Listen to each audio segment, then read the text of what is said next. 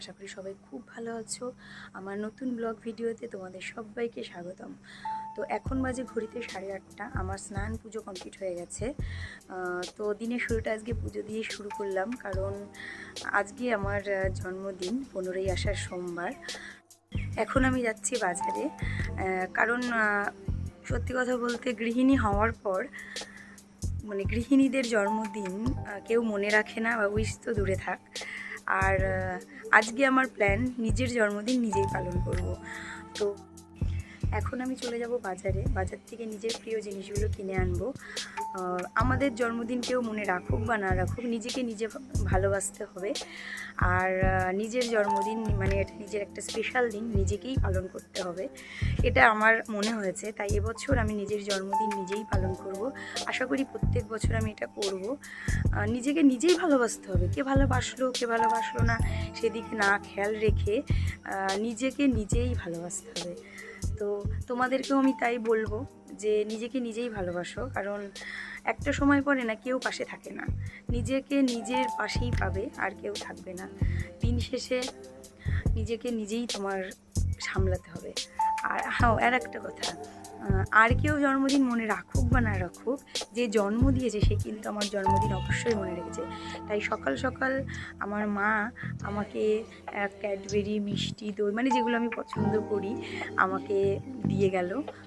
তো যাই হোক, আর সত্যি কথা বলতে নিজের জন্মদিনের কেনাকাটা নিজেই করব। আর আমি তো এখন কোনো ইনকাম করি না, সেহেতু লক্ষ্মী ভাণ্ডারই ভরসা। তো লক্ষ্মী ভাণ্ডারের টাকা আমি তুলে, তো চলো এখন বাজারের উদ্দেশ্যে রওনা দেওয়া যাক।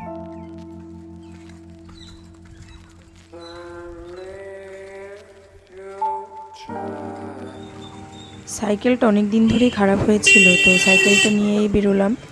সাইকেলটা সারাতে দিয়ে তারপর আমি বাকি কাজগুলো সারবো। তো সাইকেলটা দোকানে দেওয়ার পর আমি চলে আসলাম এটিএমে। তো এখন আমি টাকা তুলে নেব।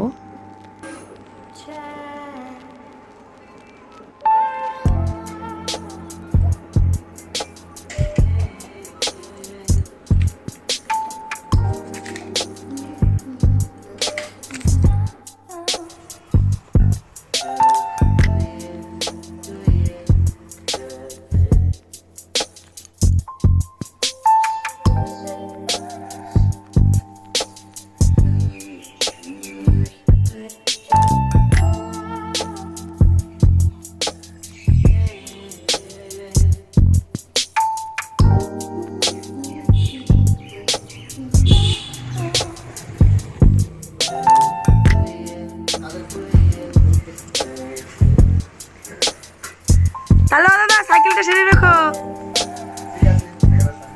আচ্ছা, আসলাম তাহলে। হ্যাঁ,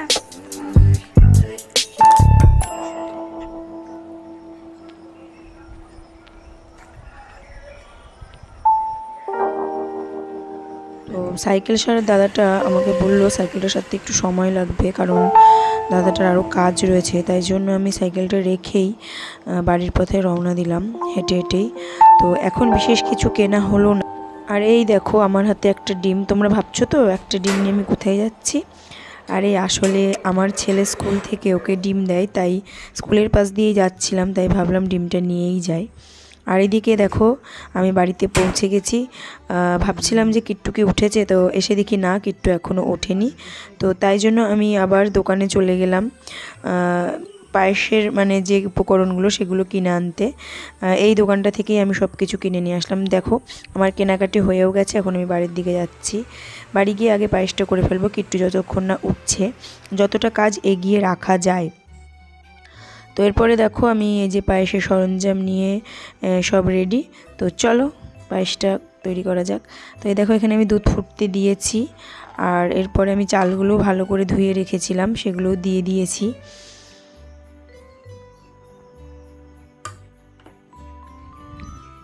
দেখো ড্রাই ফ্রুটগুলো আমি আলাদাভাবে কড়াইতে ভেজে নিয়েছিলাম ঘি দিয়ে সুন্দর মতো করে। তারপর আমি এই পায়েসটা হওয়ার মুখেই ড্রাই ফ্রুটটা দেব। তো দেখো পায়েসটা প্রায় হয়ে এসছে। এরপরে আমি ড্রাই ফ্রুট, চিনি যা যা দেওয়ার তাই দিয়ে দেবো।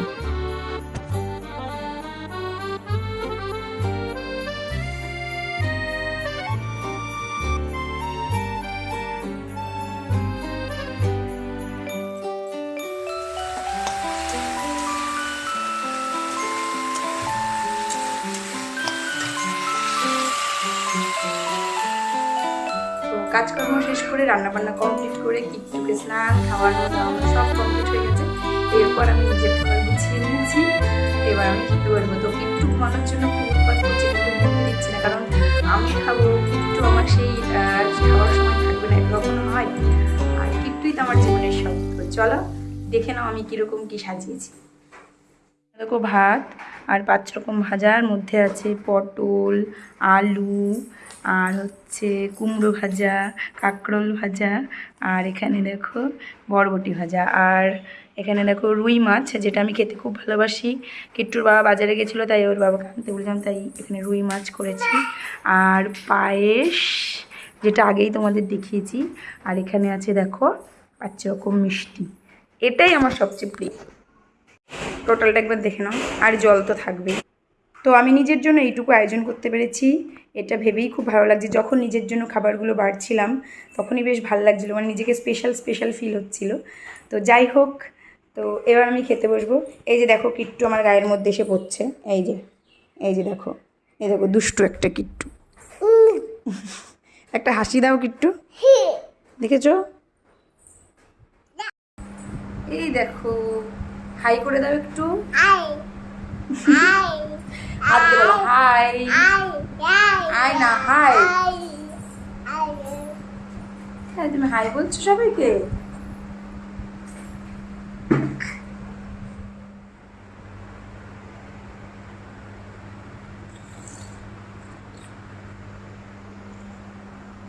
এরপর আমি খেতে বসে গেছিলাম।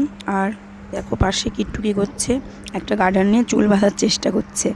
আর কাজল মাজল দেখো লেটকে ফেলেছে পুরো। তো যাই হোক, চলো এবার আমি খাওয়াটা শুরু করি।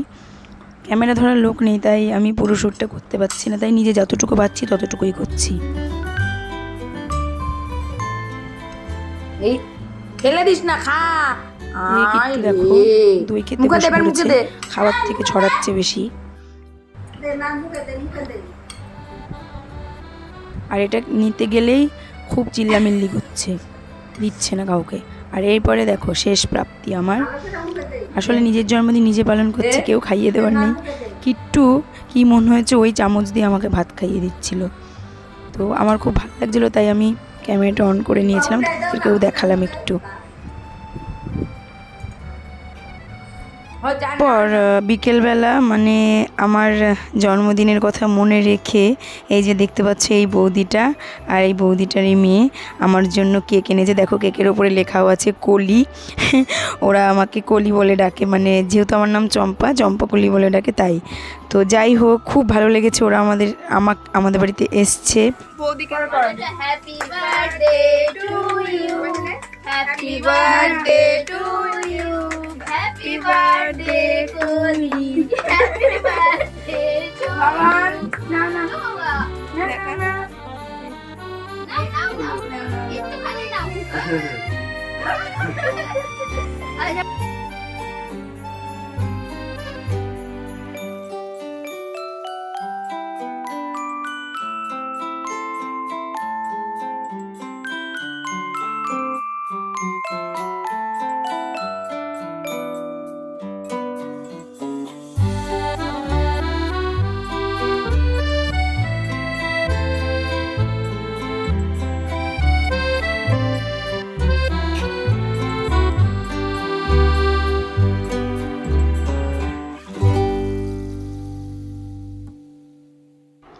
তারপর খুব মজা হয়েছে, সত্যি কথা বলতে ওরা আমাদের বাড়িতে এসছে, আমার খুব ভালো লেগেছে। আমার জন্মদিনটা মনে রেখেছে বা জন্মদিন এরকম করে সারপ্রাইজ করেছে আমাকে। তো যাই হোক, দেখো এখন ওদের যাওয়ার পালা, মানে ওরা চলে যাচ্ছে। মেয়েটার পড়া রয়েছে তাই জন্যই চলে যাচ্ছে, না হলে আর একটু আটকাতাম। যেহেতু দেখো ব্যাগ ট্যাগ সব নিয়ে এসে, মানে এখান থেকে পড়তে যাবে, ডাইরেক্ট পড়ার ওখানে পড়বে। তো যাই হোক, হালকা হালকা বৃষ্টি পড়ছিল, তার মধ্যেই ওদের চলে যেতে হলো। তো যাই হোক, খুব ভালো লেগেছে, থ্যাংক ইউ বৌদি। তো ওরা চলে যাওয়ার পর আমিও বেরিয়ে পড়েছিলাম সেই সাইকেলটা সারতে দেওয়া ছিল সেটাই নিয়ে আসতে। ওভারঅল আজকের দিনটা খুব ভালোই কাটলো। যদি ভিডিওটা ভালো লাগে তোমরা লাইক কমেন্ট করে দিও এবং সাবস্ক্রাইব করে চ্যানেলটিকে সাপোর্ট